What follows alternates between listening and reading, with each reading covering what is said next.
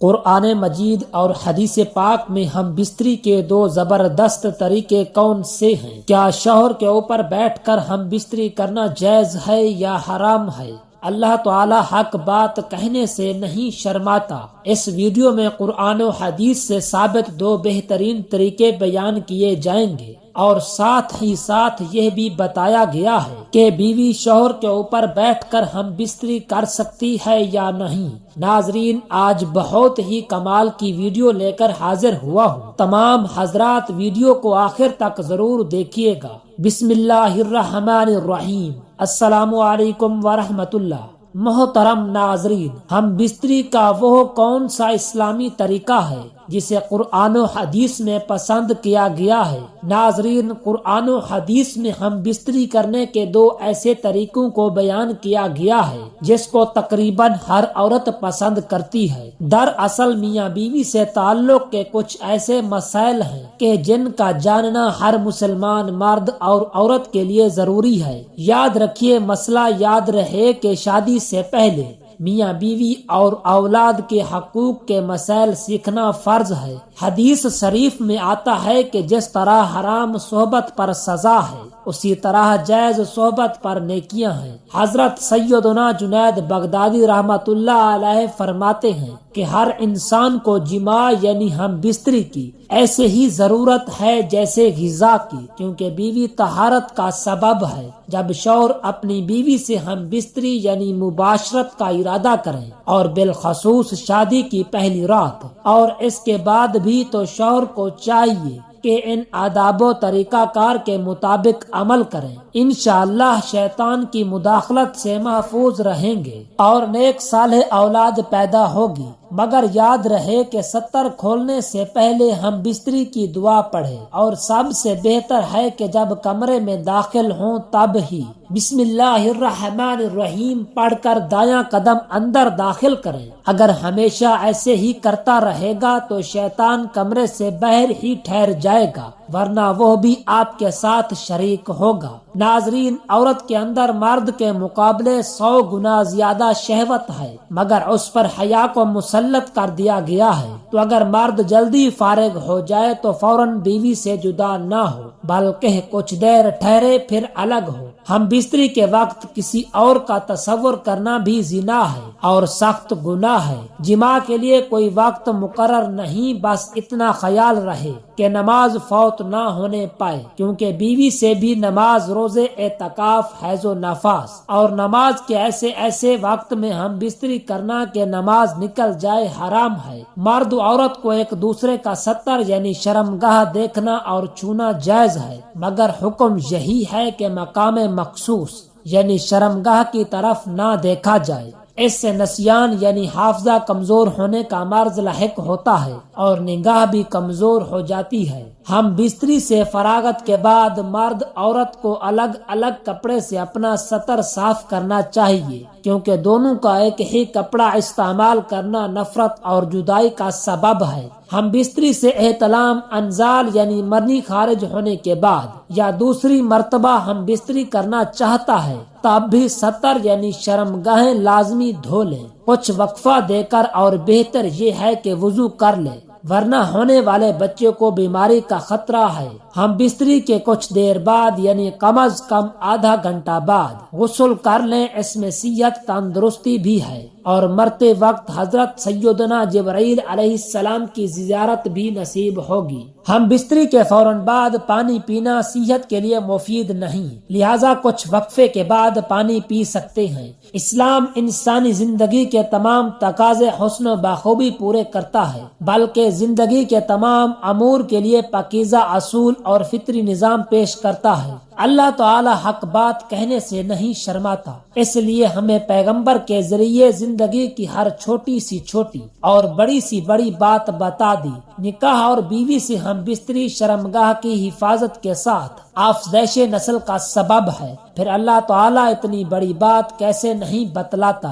یہ بھی ہمیں بتلا دیا کہ پیدائش کے بعد جب کوئی جوانی کی دہلیز پر قدم رکھتا ہے تو اسے فطری سکون حاصل کرنے کے لیے شریک حیات کی ضرورت پیش آتی ہے۔ اسلام نے شریک حیات بنانے کے لیے نکاح کا پاکیزہ نظام پیش کیا ہے۔ جس طرح اسلام میں نکاح کا پاکیزہ نظام دیا، اسی طرح جماع کے بعد بھی صاف ستھرے اور رہنما اصول دیے ہیں، اور ان اصولوں کی جانکاری ہر مسلمان مرد عورت پر ضروری ہے۔ یہودیوں کا خیال تھا کہ بیوی کی اگلی شرمگاہ میں پیچھے سے جماع کرنے سے لڑکا بھینگا پیدا ہوگا، جبکہ اللہ تعالیٰ قرآن پاک میں یوں بیان فرماتے ہیں، تمہاری بیویاں تمہاری کھیتیاں ہیں، لہٰذا تم اپنی کھیتیوں میں جدھر سے چاہو آؤ۔ بیوی کی اگلی شرمگاہ میں جس طرح چاہے ہم بستری کر سکتے ہیں۔ شوہر کے لیے بیوی کی اگلی شرمگاہ ہی حلال ہے، جبکہ پچھلی شرمگاہ میں ہم بستری کرنا حرام ہے۔ چنانچہ اس بات کو اللہ تعالیٰ نے اس آیت سے پہلے بیان کیا ہے۔ فرمانے باری تعالیٰ ہے کہ لوگ آپ سے حیض کے بارے میں سوال کرتے ہیں، کہہ دیجئے کہ وہ گندگی ہے۔ حالت حیض میں عورت سے الگ رہو، اور جب تک وہ پاک نہ ہو جائے ان کے قریب نہ جاؤ۔ ہاں جب وہ پاک ہو جائے تو اس کے پاس جاؤ جہاں سے اللہ تعالیٰ نے تمہیں اجازت دی ہے۔ اللہ تعالیٰ توبہ کرنے والوں کو اور پاک رہنے والوں کو پسند فرماتا ہے۔ یہاں پر اللہ رب العزت حکم دے رہا ہے کہ حیض کی حالت میں بیوی کے پاس نہ جاؤ، اور جب وہ غسل کر لے پاک ہو جائے تو اس کے ساتھ اس جگہ سے جماع کرو جس جگہ سے جماع کرنے کی اجازت دی گئی ہے۔ حیض اگلی شرمگاہ سے آتا ہے اور حیض کا خون آنے تک جماع ممنوع ہے، اور جب حیض بند ہو جائے تو اس جگہ جماع کرنا جہاں سے خون آ رہا تھا۔ نبی اکرم صلی اللہ علیہ وآلہ وسلم کا فرمان ہے، اور بیوی سے جماع کرتے ہوئے تمہارے عضو میں صدقہ ہے۔ صحابہ کرام رضی اللہ تعالی عنہ نے پوچھا، اے اللہ تعالیٰ کے رسول صلی اللہ علیہ وسلم، ہم میں سے کوئی اپنی خواہش پوری کرتا ہے تو کیا اس میں بھی اجر ملتا ہے؟ تو آپ صلی اللہ علیہ وسلم نے فرمایا، بتاؤ اگر وہ یہ خواہش حرام جگہ پوری کرتا تو کیا اسے گناہ نہ ہوتا؟ صحابہ کرام رضی اللہ تعالی عنہ نے عرض کیا کہ کیوں نہیں، لہذا فرمایا کہ اس وجہ سے جب وہ صحیح جگہ سے خواہش پوری کرتا ہے تو اس کے لیے اجر ہے۔ قرآن و حدیث میں ہم بستری کرنے کے دو ایسے طریقوں کو بیان کیا گیا ہے جس کو تقریباً ہر عورت پسند کرتی ہے۔ اس کو قرآن پاک نے بھی پسند کیا ہے اور حدیث میں بھی پسند کیا گیا ہے۔ آئیے قرآن و حدیث میں پسندیدہ طریقوں کے بارے میں جانتے ہیں۔ قرآن پاک نے ہر موڑ پر مسلمانوں کی رہنمائی فرمائی ہے، اسی طرح ہم بستری کرنے پر بھی شریعت نے ہماری بہت رہنمائی فرمائی ہے۔ ناظرین کرام، وہ طریقے آپ کو بتاتے ہیں کہ وہ کون سے دو طریقے ہیں۔ اللہ تعالیٰ قرآن پاک میں فرماتے ہیں، یہ وہ طریقہ ہے جو تقریباً ہر جاندار استعمال کرتا ہے۔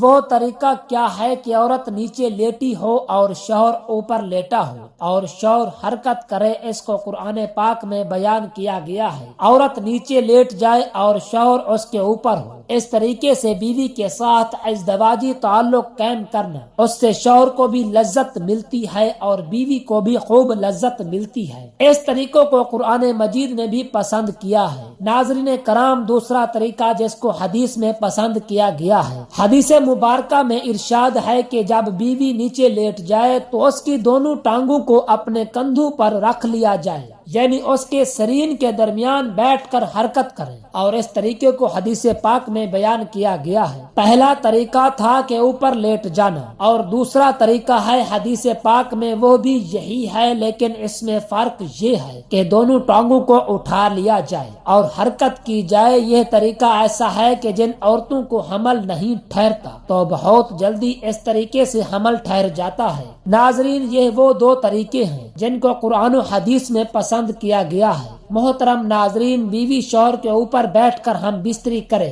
یا شوہر بیوی کے اوپر بیٹھ کر شرعی فریضہ سر انجام دے تو ایسا کرنا حرام نہیں ہے، بلکہ مرد کے لیے جائز ہے۔ کہ وہ جس صورت میں بھی چاہے اپنی بیوی سے فائدہ حاصل کرے۔ شوہر کا اپنی بیوی سے لذت حاصل کرنے کے لیے اس کے جسم سے کھیلنے میں کسی قسم کی کوئی ممانعت نہیں ہے، سوائے چند چیزوں کے جن سے شریعت نے منع کیا ہے، یعنی شوہر کے لیے اپنی بیوی سے حیض و نفاس کے دوران ہم بستری کرنا جائز نہیں، اور نہ ہی اس کی دبر یعنی پچھلی شرمگاہ میں ہم بستری کرنا جائز ہے۔ اپنی بیوی سے ہر طریقے پر فائدہ اٹھا سکتے ہیں، آگے کی طرف سے بھی اور پیچھے کی طرف سے بھی، بس دخول صرف آگے والی شرمگاہ میں ہی ہونا چاہیے، یعنی مرد کے اعلیٰ تناسل کا جو دخول ہے وہ صرف سامنے کی شرمگاہ میں ہونا چاہیے۔ رسول اللہ صلی اللہ علیہ وسلم کی فرمان کے مطابق بیوی کو پچھلی شرمگاہ میں عضو تناسل داخل کرنا حرام ہے۔ اللہ تعالیٰ کے رسول صلی اللہ علیہ وسلم نے فرمایا، جس شخص نے اپنی بیوی کی دبر یعنی پچھلی شرمگاہ میں جماع کیا تو اس نے محمد صلی اللہ علیہ وسلم پر نازل قرآن کی نفی کر دی، اور فرمایا کہ ایسا کرنے والے پر اللہ کا غضب ہوتا ہے۔ لہٰذا اگر بیوی شوہر کے اوپر آتی ہے یا شوہر بیوی کے اوپر آتا ہے یا بیوی کے پیچھے سے جو آگے والی شرمگاہ ہے اس میں عضو تناسل داخل کیا جاتا ہے تو یہ تمام طریقے جائز ہیں، اور اللہ تعالیٰ کی جانب سے اس میں کوئی ممانعت کی دلیل نہیں ہے، سوائے بیوی کی دبر میں ہم بستری کرنے کی یا حیض و نفاس کے دنوں میں جماع کرنے کی۔ دعا ہے کہ اللہ رب العزت ہمیں بیوی کے ساتھ حلال طریقے سے ہم بستری کرنے کی طاقت اور توفیق عطا فرمائے، آمین ثم آمین۔